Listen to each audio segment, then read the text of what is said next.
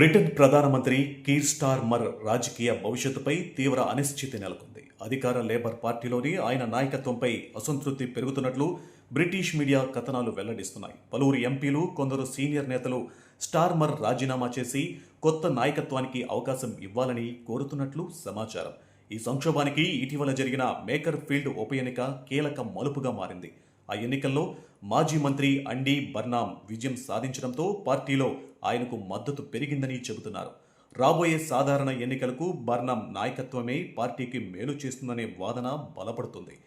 ఇటీవల స్థానిక ఎన్నికల్లో లేబర్ పార్టీ ఆశించిన ఫలితాలు సాధించలేకపోవడం, ఆర్థిక వ్యవహారాలు, వలస విధానాలు, ప్రజాదరణ తగ్గిపోవడం వంటి అంశాలు స్టార్మర్పై ఒత్తిడిని మరింత పెంచాయి. దీంతో ఆయన నాయకత్వంపై సొంత పార్టీలోనే చర్చ మొదలైంది.